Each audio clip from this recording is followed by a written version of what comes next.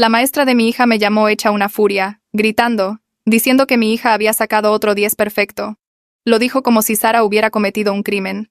¿Acaso no es una buena noticia? Le pregunté. Ningún estudiante de raza negra ha sacado una calificación tan alta en mis 23 años enseñando cálculo avanzado, me respondió. Ella debe estar recibiendo ayuda. Mi hija estudia 6 horas cada noche, le dije. Alguien le está pasando las respuestas, insistió ella. La he estado vigilando durante los exámenes, termina demasiado rápido porque se sabe el material. Eso es imposible, dijo la maestra. Estos conceptos son extremadamente avanzados. Hoy la hice resolver problemas en el pizarrón. Los resolvió bien, pero debió memorizar las soluciones de antemano, porque es imposible que entienda cálculo a ese nivel.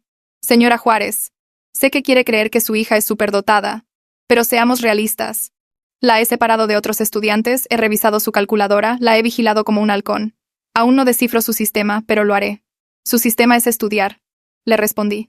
He enseñado a cientos de estudiantes, sé cuando algo no está bien, dijo ella. Ni siquiera hace preguntas en clase. No necesita hacerlo, le dije. Todo el mundo necesita ayuda con cálculo, replicó. Los estudiantes blancos y asiáticos hacen preguntas constantemente. Su hija se sienta ahí fingiendo que entiende todo. Tal vez realmente entiende, sugerí. La señora Herrera suspiró como si yo fuera una niña pequeña. Voy a solicitar que tome su próximo examen en la oficina del director, sola, sin calculadora. Está bien, le dije. Sara tomó el examen en aislamiento. Sacó otro 10 perfecto. La señora Herrera llamó de nuevo. Se memorizó el examen de alguna manera, dijo. ¿Cómo haría eso? Pregunté. No lo sé, pero no hay otra explicación. Voy a cambiarle la versión del examen la próxima vez. Haga lo que tenga que hacer, le dije. Versión diferente del examen. Otro 10 perfecto. Otra llamada furiosa. Voy a recomendar que la saquen de la clase de cálculo avanzado, dijo. ¿Por obtener calificaciones perfectas? Pregunté. Por deshonestidad académica que aún no puedo probar, respondió. Está afectando a los otros estudiantes. Se preguntan por qué no pueden sacar calificaciones tan altas. Tal vez porque mi hija es más inteligente que ellos, sugerí. Señora Juárez, eso no ayuda, dijo ella. He tenido padres de otros estudiantes quejándose. Dicen que si Sara no está haciendo trampa, entonces debo estar dándole un trato especial. Así que o ella hace trampa o usted le ayuda a hacer trampa. Pregunté. Yo nunca haría eso, dijo ella. ¿Pero ella debe estar haciendo trampa porque es negra? Pregunté. Yo no dije eso, respondió. Usted dijo que ningún estudiante de raza negra había sacado una calificación tan alta en 23 años. Eso es solo un hecho, dijo. ¿Qué pasó con los estudiantes negros que lo intentaron? Pregunté. Batallaron como todos los demás. El cálculo es difícil, respondió. ¿Los acusó de hacer trampa cuando les iba bien? Pregunté. No les fue tan bien, dijo. Hubo un silencio y luego añadió. Necesito proteger la integridad de mi salón de clases. Empecé a asistir a las reuniones del consejo escolar. Resulta que la señora Herrera se había quejado de otros 3 estudiantes negros en años anteriores. Diana Velázquez, acusada de plagio en precálculo, la movieron a matemáticas regulares. Jorge Dávila, acusado de copiar la tarea, se salió de la clase. Mario Torres, examinado en aislamiento tantas veces que desarrolló ansiedad, se cambió de escuela. Me reuní con sus padres. Comparamos notas. Las mismas frases. No hace preguntas. Termina demasiado rápido.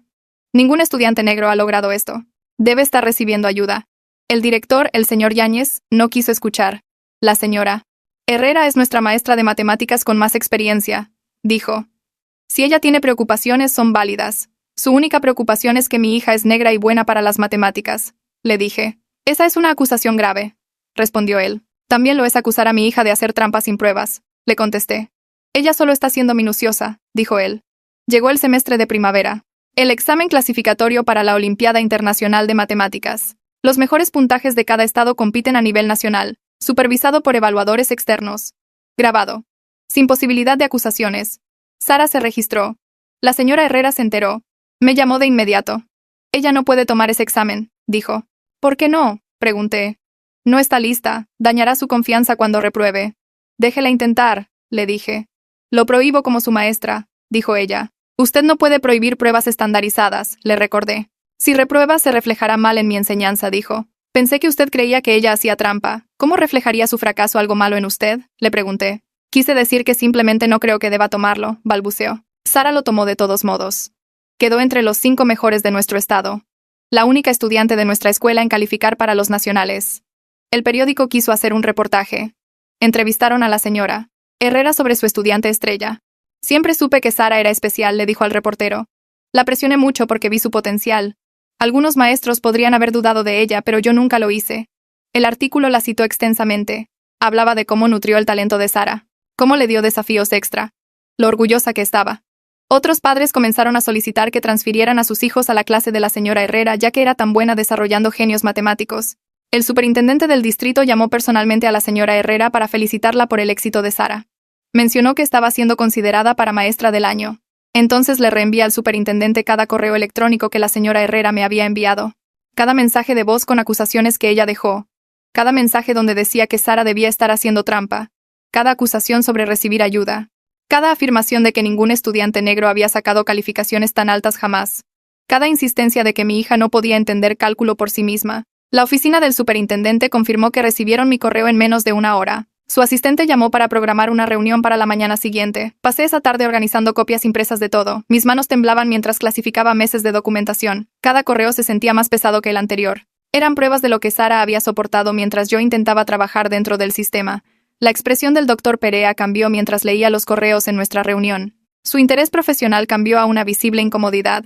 Pidió permiso para reenviar todo al oficial de cumplimiento del distrito. Explicó que esto caía bajo sus protocolos de investigación de discriminación. Acepté de inmediato. La oficial de cumplimiento llamó esa tarde. Su nombre era Diana Huerta. Programó una entrevista formal y explicó que la investigación tomaría varias semanas. Me pidió que no discutiera detalles públicamente mientras recopilaban información de múltiples fuentes. Entendí la necesidad de discreción aunque una parte de mí quería gritar esto a los cuatro vientos. Sara llegó a casa de la escuela reportando que la señora Herrera parecía distraída durante la clase, nerviosa. Apenas hacía contacto visual con los estudiantes. No le conté a Sara sobre la investigación todavía. Quería protegerla de la decepción si no pasaba nada. Diana me entrevistó durante 2 horas. Grabó todo y tomó notas detalladas sobre cada incidente. Preguntó específicamente sobre los otros estudiantes negros que la señora Herrera había mencionado. Proporcioné la información de contacto de las familias Velázquez, Dávila y Torres. Durante la semana siguiente, Diana contactó a cada familia. Marisela me llamó emocionada para reportar que alguien finalmente estaba tomando sus experiencias en serio. Dijo que Raúl rompió a llorar durante su entrevista porque se había sentido tan impotente viendo sufrir a Jorge. 3 padres blancos se presentaron también. Mencionaron que sus hijos se sentían incómodos con cómo la señora Herrera hablaba sobre los estudiantes negros. La señora Herrera fue puesta en licencia pagada pendiente del resultado de la investigación. Un suplente se hizo cargo de su clase de cálculo avanzado. Sara reportó que el suplente era alentador y comprensivo. Trataba a todos los estudiantes con respeto. El contraste resaltó cuán anormal había sido el comportamiento de la señora Herrera. El reportero del periódico que escribió el artículo original contactó al distrito pidiendo comentarios. El distrito emitió una breve declaración sobre la revisión de preocupaciones con respecto a un maestro sin nombrar a la señora Herrera específicamente. Recibí un correo anónimo de alguien que afirmaba ser su ex colega. Describía patrones similares con estudiantes negros a lo largo de los años que los administradores anteriores habían desestimado. La persona tenía miedo de presentarse públicamente, pero quería que yo supiera que esto había estado sucediendo durante mucho tiempo. Diana programó una entrevista de seguimiento para discutir el correo anónimo. Preguntó si sabía de otros testigos. Mencioné a los padres blancos que se presentaron recientemente y sugerí que hablara directamente con estudiantes actuales y anteriores. La investigación se expandió para incluir docenas de entrevistas. Surgió un patrón de la señora Herrera tratando a los estudiantes negros con sospecha, mientras elogiaba a los estudiantes blancos y asiáticos por los mismos logros. Varios estudiantes describieron que ella hacía comentarios sobre quién sobresale naturalmente en matemáticas. 3 semanas después, Diana entrevistó a la señora Herrera. Según el resumen del informe de cumplimiento que recibí más tarde, la señora Herrera defendió sus acciones como el mantenimiento de los estándares académicos e insistió en que trataba a todos los estudiantes por igual. La competencia nacional de la Olimpiada de Matemáticas ocurrió mientras la investigación continuaba. Sara viajó con el equipo estatal para competir. Tuvo un buen desempeño aunque no quedó en el top 10 nacional. Estar rodeada de otros estudiantes dotados matemáticamente que respetaban sus habilidades ayudó a sanar parte del daño del trato de la señora Herrera. El consejo escolar celebró una sesión cerrada para revisar los hallazgos preliminares mientras Sara estaba en los nacionales. Marisela, Raúl y yo asistimos al periodo de comentarios públicos de antemano. Cada uno de nosotros habló durante 3 minutos sobre las experiencias de nuestros hijos. El consejo no tomó decisiones inmediatas, pero programó una sesión de seguimiento para 2 semanas después. El presidente del consejo reconoció que la investigación reveló patrones preocupantes que requerían una consideración cuidadosa y una respuesta apropiada.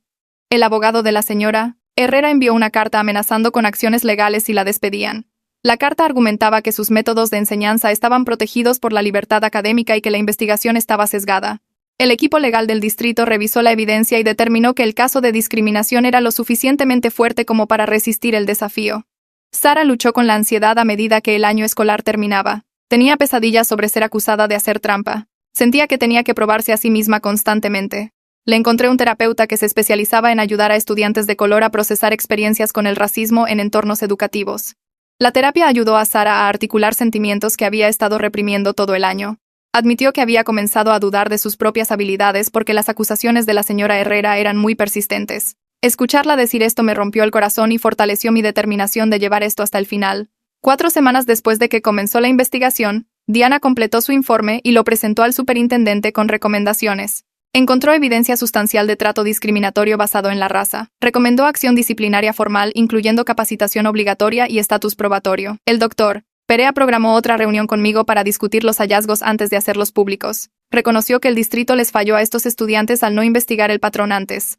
Se disculpó directamente por el daño causado a Sara y a las otras familias. Explicó que la señora Herrera enfrentaría una reprimenda formal, capacitación obligatoria sobre prejuicios, pérdida de su asignación de cálculo avanzado y 2 años de estatus probatorio con observaciones regulares en el aula. No sería despedida debido a las protecciones de antigüedad y los requisitos del contrato sindical, pero su avance profesional había terminado efectivamente. Me sentí en conflicto con el resultado. Parte de mí quería que la señora Herrera fuera despedida por completo. El doctor Perea me aseguró que el estatus probatorio significaba que cualquier queja futura resultaría en procedimientos de despido inmediatos. La nominación de maestra del año fue retirada. El distrito emitió una carta formal al archivo de personal de la señora Herrera documentando el patrón discriminatorio. Esto se convirtió en parte de su registro de empleo permanente y la seguiría si alguna vez intentaba transferirse a otro distrito. El consejo escolar votó para implementar nuevas políticas que requerían documentación de preocupaciones de integridad académica, capacitación obligatoria sobre prejuicios para todos los maestros y un proceso formal para que los estudiantes y las familias reportaran trato discriminatorio sin temor a represalias. El distrito estableció un comité de revisión para examinar los datos históricos de disciplina y seguimiento académico en busca de disparidades raciales. Este comité reportaría hallazgos anualmente y recomendaría cambios de política para abordar cualquier patrón descubierto. Marisela, Raúl y yo nos reunimos con el superintendente para discutir cómo se aplicarían las nuevas políticas. Se comprometió a informes públicos trimestrales sobre el progreso de la implementación. El periódico publicó una historia de seguimiento sobre el resultado de la investigación y los cambios de política. Esta vez nos entrevistaron sobre nuestra defensa. Hablamos cuidadosamente sobre responsabilizar a las instituciones mientras protegíamos la privacidad de nuestros hijos. Varios maestros se acercaron en privado para agradecernos por hablar. Dijeron que habían presenciado el comportamiento de la señora Herrera, pero no sabían cómo abordarlo. Su validación se sintió importante aunque deseaba que hubieran hablado antes. Sara terminó el año escolar con puros 10, incluyendo su calificación perfecta en cálculo avanzado bajo el maestro suplente. Tomó el examen AP y obtuvo un 5, la puntuación más alta posible, proporcionando otra validación externa de sus habilidades. La señora Herrera presentó una breve disculpa por escrito como parte de su acuerdo disciplinario. La disculpa fue corta y realmente no reconoció el daño específico que causó. Se sintió vacía, como palabras escritas para satisfacer un requisito en lugar de un remordimiento genuino. La leí una vez y la puse en un cajón. No la compartí con Sara porque se sentiría más hiriente que sanadora ver un gesto tan hueco después de todo lo que soportó. Llegó el verano y Sara se inscribió en un programa de matemáticas en una universidad cercana para estudiantes de preparatoria superdotados. El programa duró 6 semanas con clases 5 días a la semana. La llevé al campus esa primera mañana y la vi entrar al edificio con su mochila. Se volvió una vez para saludarme, sonriendo más ampliamente de lo que la había visto en meses. Cuando la recogí esa tarde, habló sin parar sobre los problemas en los que habían trabajado y los otros estudiantes en su clase. Hizo amigos con estudiantes que compartían su pasión por las matemáticas, chicos que entendían lo que se sentía ver patrones en los números y emocionarse con las pruebas. El ambiente celebraba sus habilidades en lugar de cuestionarlas. Llegaba a casa energizada en lugar de agotada. Agosto trajo el lanzamiento del programa de capacitación sobre prejuicios del distrito. Todos los maestros tuvieron que completarlo antes de que comenzara el nuevo año escolar. El plan de estudios abordaba específicamente las suposiciones sobre las habilidades de los estudiantes basadas en la raza y el daño causado por la violencia no examinada. La capacitación incluyó estudios de caso que parecían familiares, aunque se cambiaron los nombres. Me pregunté si los maestros reconocían los patrones de sus propias escuelas. Marisela me llamó una tarde a finales de agosto. Diana había decidido regresar a las clases de matemáticas avanzadas para su último año. Se sentía más segura de que las nuevas políticas la protegerían. La voz de Marisela temblaba de emoción mientras me lo contaba. Esto se sintió como una victoria significativa, aunque Diana había perdido 2 años de cursos avanzados que nunca podría recuperar. Raúl llamó unos días después con noticias diferentes. Jorge eligió quedarse en matemáticas regulares y concentrarse en otras materias donde se sentía más seguro. Raúl respetó esa decisión. No todos los estudiantes quieren regresar al ambiente donde fueron dañados. Eso también es válido. Jorge encontró su pasión en la historia y la literatura. Estaba prosperando en esas clases. La familia de Mario decidió no participar más allá de su entrevista inicial. Eligieron seguir adelante en su nueva escuela en lugar de revivir el trauma. Entendí su elección, aunque parte de mí deseaba que hubiéramos tenido sus voces como parte del registro público. A veces sanar significa dejar ir en lugar de pelear. El último año de Sara comenzó con un maestro de cálculo avanzado diferente. El señor Villanueva la trató con respeto y aliento desde el primer día. Le preguntaba en clase sin sospecha. Elogiaba su trabajo sin sorpresa. Ella todavía estaba procesando la ansiedad del año anterior. Sin embargo, la terapia continuó ayudándola a separar el racismo de la señora Herrera de su propio valor y habilidades. Algunos días eran más difíciles que otros. El Comité de Revisión de Datos del Distrito publicó su primer informe en septiembre. Los números mostraron disparidades raciales significativas en la inscripción a cursos avanzados y decisiones de seguimiento académico.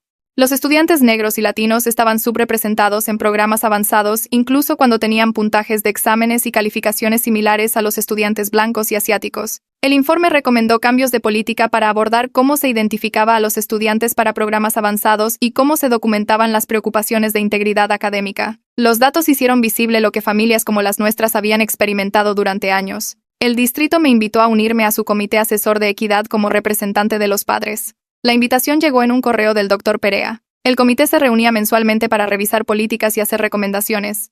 Acepté a pesar del compromiso de tiempo. El trabajo de cambiar sistemas es continuo y requiere atención sostenida de personas dispuestas a presionar por la rendición de cuentas. No podía arreglar todo, pero podía seguir presentándome. La señora Herrera fue transferida a enseñar clases de geometría regular en una preparatoria diferente del distrito. Se alejó de los estudiantes avanzados y recibió observaciones administrativas regulares. Algunos padres en su nueva escuela expresaron preocupación cuando se enteraron de la investigación. El distrito mantuvo que la estaban monitoreando de cerca. Me pregunté si el monitoreo cercano sería suficiente o si ella encontraría nuevas formas de dañar a los estudiantes cuando la gente dejara de mirar. Sara comenzó a trabajar en solicitudes universitarias en septiembre, pasando los fines de semana en la mesa de la cocina con su computadora portátil abierta en los portales de solicitud. Escribió ensayo tras ensayo sobre su pasión por las matemáticas, pero las palabras se sentían incompletas sin reconocer lo que había sobrevivido para llegar aquí. El primer borrador evitó mencionar a la señora Herrera por completo, enfocándose solo en su amor por la resolución de problemas y el pensamiento abstracto. Me lo mostró y me preguntó si se sentía honesto. Le dije que la verdad importa, incluso cuando es difícil escribir sobre ella. Empezó de nuevo.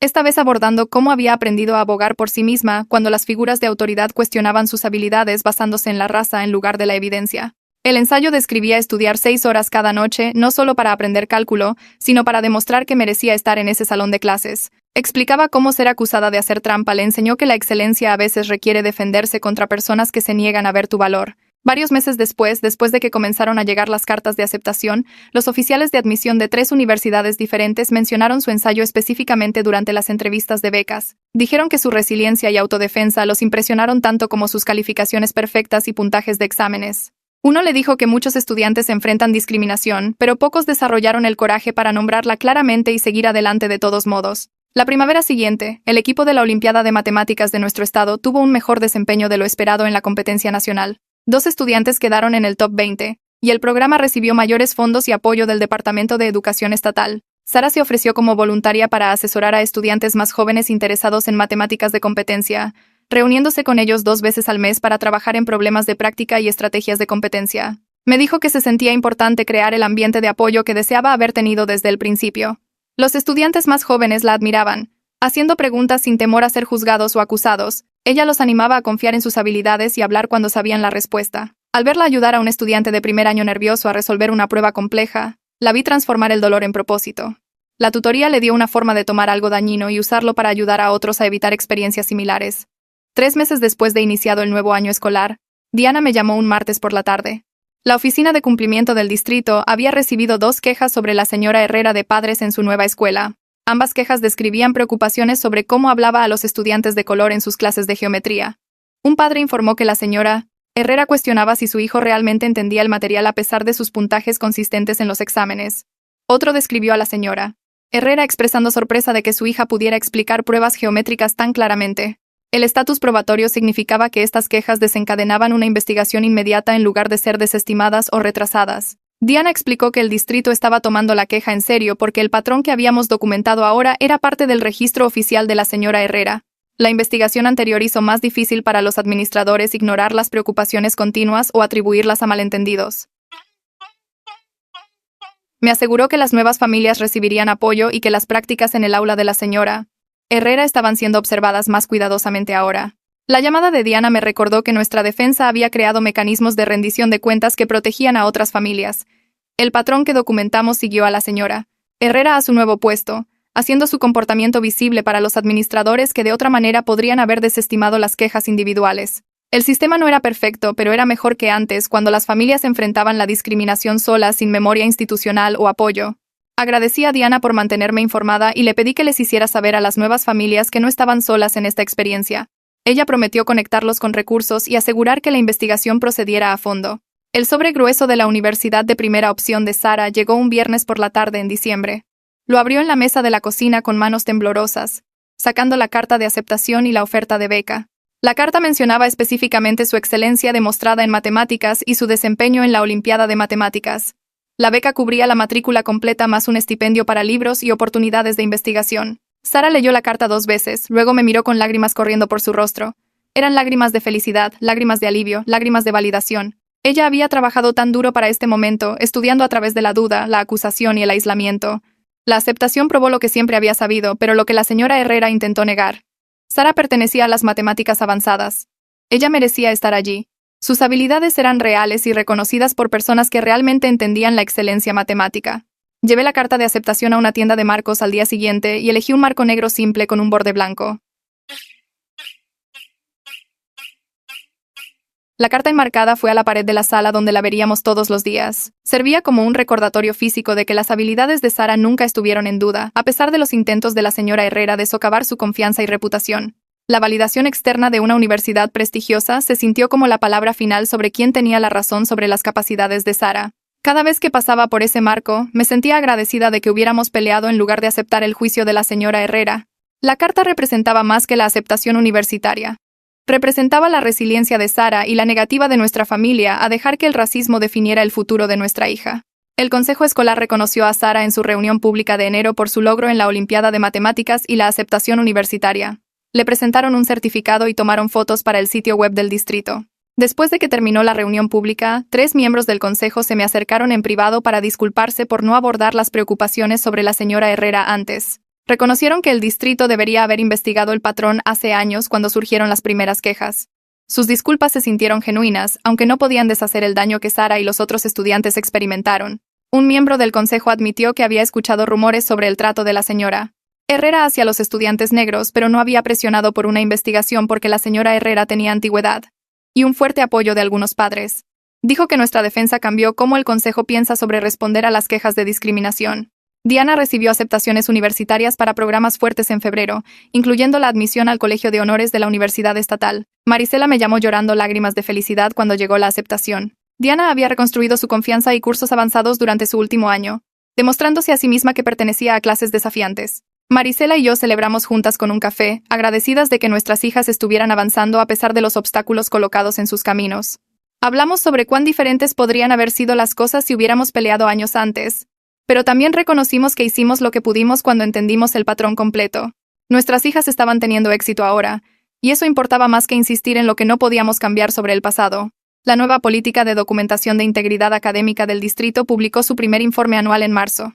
Los datos mostraron que las preocupaciones se estaban planteando más equitativamente entre los grupos raciales ahora que los maestros tenían que proporcionar evidencia específica en lugar de confiar en sentimientos sobre quién parecía capaz. Antes de la política, los estudiantes negros y latinos recibían referencias de deshonestidad académica 3 veces más que los estudiantes blancos y asiáticos a pesar de distribuciones de calificaciones similares. Después de la implementación, las tasas de referencia se volvieron casi iguales entre los grupos. Los datos probaron que la política estaba funcionando para reducir las referencias discriminatorias. Los maestros ya no podían simplemente acusar a los estudiantes sin documentación. Los números hicieron visible lo que familias como las nuestras habían experimentado durante años, pero no podían probar sin una recopilación sistemática de datos. La señora Herrera presentó su renuncia efectiva al final del año escolar. Citó razones personales en su carta de renuncia, pero todos los involucrados en las investigaciones entendieron que se iba en lugar de continuar enseñando bajo observación probatoria. El distrito aceptó su renuncia sin protestar. Dejó la enseñanza por completo en lugar de intentar transferirse a otro distrito donde su registro la seguiría. Algunas personas podrían decir que expulsamos a una maestra dedicada de la profesión, pero yo sabía que responsabilizamos a una educadora por dañar a los estudiantes durante décadas. La renuncia se sintió como una justicia incompleta, pero más rendición de cuentas de la que enfrentan la mayoría de los maestros discriminatorios. La preparatoria publicó vacantes para 2 nuevos maestros de matemáticas a principios del verano, y el comité de contratación incluyó representantes de padres por primera vez en la historia del distrito. Serví en ese comité junto con otros 3 padres y le hicimos a cada candidato preguntas específicas sobre el apoyo a los estudiantes de color en clases avanzadas. Les preguntamos cómo responderían a un estudiante negro de alto rendimiento, qué sabían sobre la enseñanza culturalmente receptiva, si alguna vez habían desafiado sus propios prejuicios sobre quién pertenece a las matemáticas avanzadas. Algunos candidatos dieron respuestas del libro de texto que sonaban ensayadas. Otros admitieron que nunca habían pensado mucho sobre la raza y la enseñanza, lo que al menos se sintió honesto.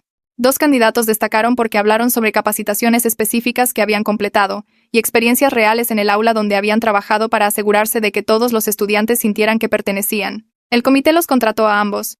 Uno había enseñado en un distrito urbano diverso durante 7 años y dirigía un programa de matemáticas de verano específicamente para estudiantes subrepresentados.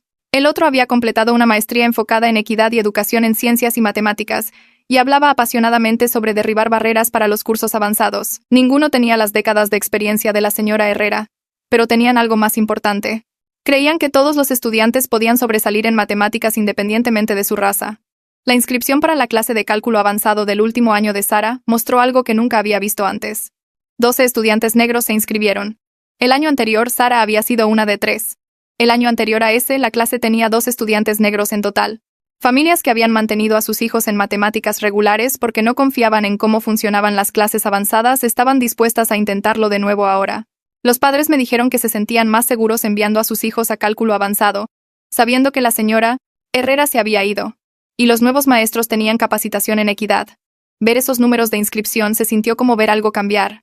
No arreglado, pero moviéndose en una mejor dirección. Sara conoció a algunos de los otros estudiantes negros durante la orientación de verano y llegó a casa hablando de cuán diferente se sentía no ser una de los pocos en la sala. Dijo que le hizo darse cuenta de cuán aislada se había sentido el año anterior, aunque nunca se había permitido pensar mucho en ello en ese momento. El distrito me invitó a hablar en una reunión de padres sobre defensa en septiembre y casi dije que no porque hablar en público me pone nerviosa, pero Marisela me convenció de que otras familias necesitaban escuchar lo que habíamos aprendido. La sala de reuniones tenía unos 50 padres de escuelas de todo el distrito, y me paré al frente con copias impresas de la línea de tiempo que había creado rastreando las acusaciones de la señora Herrera. Les dije que documentaran todo por escrito, guardaran cada correo, tomaran notas después de cada llamada telefónica con fechas y horas, grabaran lo que se decía en las reuniones si el distrito lo permitía. Expliqué cómo construir la coalición con las familias de Diana y Jorge había hecho que el patrón fuera innegable de maneras que una sola queja nunca podría. Enfatiqué que los administradores a menudo desestiman las preocupaciones individuales, pero tienen más dificultades para ignorar a múltiples familias contando la misma historia. Hablé sobre ser persistente incluso cuando los directores y superintendentes actúan como si estuvieras exagerando o siendo difícil. Dije que el sistema cuenta con que los padres se rindan, así que negarse a rendirse es lo más poderoso que puedes hacer. Varios padres tomaron notas. Algunos se secaron los ojos cuando describí cuánto tiempo había soportado Sara el trato de la señora Herrera antes de que entendiéramos el patrón completo. Después de la presentación, los padres se alinearon para hablar conmigo, y lo que compartieron dejó claro que la señora Herrera era solo un ejemplo de un problema mucho mayor. Una madre de la secundaria describió que su hijo fue sacado de inglés avanzado a pesar de los altos puntajes en los exámenes, con maestros insistiendo en que estaría más cómodo en clases regulares. Un padre de la escuela primaria habló sobre su hija siendo disciplinada más duramente que los estudiantes blancos por el mismo comportamiento. Un padre de otra preparatoria mencionó que su hijo fue disuadido de tomar química avanzada porque el maestro no creía que estuviera listo, a pesar de tener puros 10 en clases de ciencias anteriores. Los mismos patrones, diferentes maestros, diferentes escuelas, diferentes materias. Las conversaciones duraron más de 1 hora después de la hora programada de finalización de la reunión. Intercambiamos información de contacto y hablamos sobre mantenernos conectados para abordar los problemas a medida que surgieran. Conduje a casa esa noche entendiendo que la pelea con la señora Herrera había sido una batalla en una guerra que no terminaría pronto. El trabajo de cambiar los sistemas requería atención constante de personas dispuestas a luchar contra la discriminación donde quiera que apareciera. El día de la graduación llegó a finales de mayo con cielos despejados y una temperatura agradable. Sara terminó con el mejor promedio de su generación, un 4 perfecto. Y la escuela le pidió que diera el discurso de graduación. Pasó 2 semanas escribiéndolo y revisándolo. Y me dejó leer borradores pero tomó sus propias decisiones sobre qué incluir. El discurso final hablaba sobre la perseverancia cuando la gente duda de ti, sobre probarte a ti mismo a través de la excelencia, sobre no dejar que las expectativas limitadas de otras personas definan de lo que eres capaz de lograr. Nunca dijo el nombre de la señora Herrera, pero todos los que conocían la historia entendieron exactamente a quién se refería cuando discutió el empujar a través de situaciones donde los maestros cuestionaban si ella pertenecía a clases desafiantes. Habló sobre la importancia de tener personas que crean en ti, y me agradeció a mí y a sus otros partidarios por su nombre. Su voz se mantuvo firme durante todo el discurso, fuerte y clara. Cuando terminó, la audiencia se puso de pie y aplaudió durante casi un minuto. Lloré viéndola allá arriba con su toga y birrete, pensando en todo lo que había sobrevivido para llegar a ese momento. Después de la ceremonia, varios de los maestros de Sara la encontraron en la multitud para ofrecer felicitaciones. Su maestra de química la abrazó y dijo que había sido una alegría absoluta enseñarle. Su maestro de inglés le dijo que la universidad a la que asistiría tenía suerte de tenerla. Su nuevo maestro de cálculo, uno de los contratados para reemplazar a la señora Herrera, dijo que Sara había establecido un estándar de excelencia que inspiró a toda la clase. El jefe del departamento de matemáticas llevó a Sara a un lado y se disculpó por no reconocer el patrón de la señora Herrera antes, diciendo que el departamento debería haber protegido mejor a los estudiantes. Cada conversación parecía ayudar a equilibrar parte del daño de la maestra que había pasado un año tratando de derribar a Sara. El apoyo de los educadores que realmente creían en sus habilidades importaba, incluso si no podía borrar lo que la señora Herrera había hecho. Marisela, Raúl y yo nos sentamos juntos en las gradas viendo a los graduados cruzar el escenario para recibir sus diplomas. Diana caminó con la cabeza en alto, usando los cordones dorados de honor que había ganado. Jorge caminó con una gran sonrisa, saludando a su familia.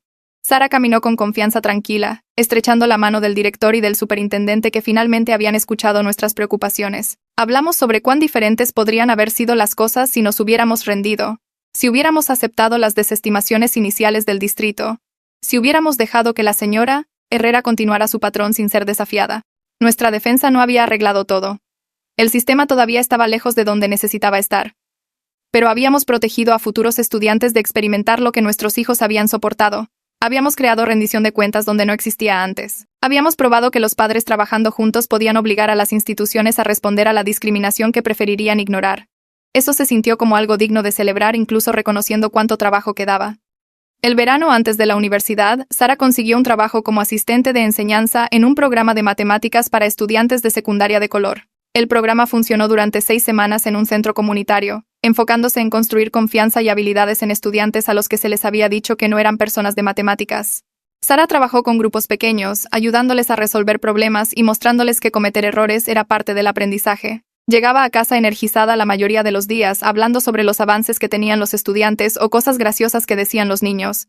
Una noche me dijo que ayudar a los estudiantes más jóvenes a verse a sí mismos como matemáticos se sentía como tomar algo doloroso y transformarlo en algo con propósito. Dijo que la señora Herrera había tratado de hacerla dudar de sus habilidades, pero ahora podía usar su experiencia para ayudar a otros estudiantes a evitar esa misma duda. Podía ser la voz alentadora que había necesitado durante su penúltimo año. A principios de agosto, recibí un mensaje a través de las redes sociales de la madre de Mario Torres.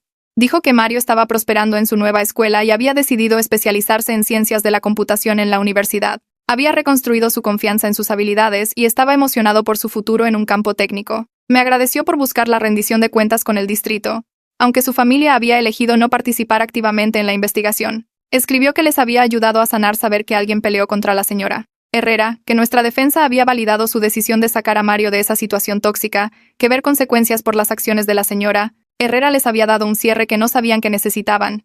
Le escribí de vuelta agradeciéndole por contactarme y diciendo que me alegraba de que Mario estuviera bien. Su mensaje me recordó que el impacto de responsabilizar a la señora Herrera se extendía más allá de las familias que habían estado directamente involucradas en la investigación. El Comité Asesor de Equidad del Distrito se reunió cada mes durante el otoño y traje artículos de investigación que mostraban cómo las recomendaciones de los maestros para programas de superdotados reflejaban prejuicios raciales más que la capacidad real del estudiante. El comité revisó datos de 3 distritos vecinos que habían cambiado a múltiples medidas para identificar estudiantes talentosos, y los resultados mostraron aumentos significativos en la inscripción de negros y latinos en clases avanzadas. Redactamos una propuesta requiriendo que las escuelas usaran evaluaciones estandarizadas, portafolios de trabajo estudiantil y aportes de los padres junto con las recomendaciones de los maestros. El Consejo Escolar revisó nuestra propuesta en diciembre y votó para implementar el nuevo proceso de identificación a partir del año siguiente. La política no ayudaría a Sara, pero protegería a los estudiantes más jóvenes de ser pasados por alto porque los maestros no podían imaginarlos teniendo éxito. Sara empacó cajas en su habitación mientras yo me sentaba en su cama mirando. Dobló ropa y clasificó libros de texto, decidiendo qué guardar y qué donar. Le pregunté qué había aprendido de todo lo de Herrera. Dejó de empacar y se sentó a mi lado. Dijo que la experiencia le enseñó que hacer un trabajo excelente era la mejor manera de responder a las personas que dudaban de ella, pero también aprendió que no debería tener que trabajar el doble de duro solo para ser vista como la mitad de buena debido a su color de piel. Dijo que probarse a sí misma una y otra vez se volvía agotador, y que los futuros estudiantes no deberían tener que pasar por lo que ella pasó. Su voz se mantuvo firme. Pero vi cuánto le había costado el año. Le dije que tenía razón en ambas cosas. La excelencia importaba, pero el sistema necesitaba cambiar para que los estudiantes negros no enfrentaran sospechas y dudas constantes. Le expliqué que el trabajo de arreglar estos problemas continuaría mucho después de que ella se fuera a la universidad, y el progreso ocurría lentamente a través de cambios de política y medidas de rendición de cuentas. Sara tomó un libro de texto de cálculo y pasó los dedos por la portada. Dijo que quería volver durante las vacaciones de la universidad y asesorar a estudiantes de preparatoria, especialmente a chicos que se parecieran a ella y necesitaran ver a alguien que lo hubiera logrado. Quería crear el ambiente de apoyo que deseaba que hubiera existido desde el principio, donde los estudiantes pudieran concentrarse en aprender en lugar de defenderse. Un sobre grueso llegó del nuevo maestro de cálculo avanzado 6 días antes del día de la mudanza. Lo abrí mientras Sara terminaba el desayuno, y adentro había una carta escrita a mano en la papelería de la escuela. El maestro agradeció a Sara por su liderazgo en clase y su disposición a ayudar a otros estudiantes a entender conceptos difíciles. La carta describía cómo la presencia de Sara había elevado el nivel de discusión y hecho la clase mejor para todos. El maestro escribió que la combinación de habilidad y generosidad de Sara representaba lo mejor de lo que la educación podría ser. Sara leyó la carta 2 veces, luego la puso en su carpeta de la universidad con sus materiales de aceptación. El estacionamiento de los dormitorios estaba desbordado de autos y familias el día de la mudanza. Llevamos cajas 3 pisos arriba por las escaleras mientras otros estudiantes y padres hacían lo mismo. La compañera de cuarto de Sara llegó 1 hora después que nosotras y en 10 minutos estaban hablando sobre conjuntos de problemas y técnicas de prueba. La compañera de cuarto también estaba estudiando matemáticas y había competido en competencias de matemáticas durante toda la preparatoria. Compararon teoremas favoritos y debatieron diferentes enfoques para resolver problemas de integración. Viendo a Sara emocionada y segura sobre su futuro académico, me sentí agradecida de que los intentos de Herrera de aplastar su espíritu hubieran fallado. Sara pertenecía aquí, rodeada de personas que celebraban sus habilidades en lugar de cuestionarlas. Mi teléfono vibró 3 días después de iniciado el semestre con un mensaje de texto de Sara. Acababa de terminar su primera clase universitaria de cálculo y quería contarme sobre el profesor. Escribió que era brillante y alentador, tratando a cada estudiante como un matemático capaz independientemente de su origen. Describió cómo hacía preguntas desafiantes y parecía genuinamente emocionado cuando los estudiantes se involucraban con el material. Su mensaje final decía: «Aprender se supone que debe sentirse así», y supe que a pesar del doloroso desvío con Herrera, Sara había llegado exactamente a donde pertenecía, lista para sobresalir sin que nadie cuestionara si merecía estar allí.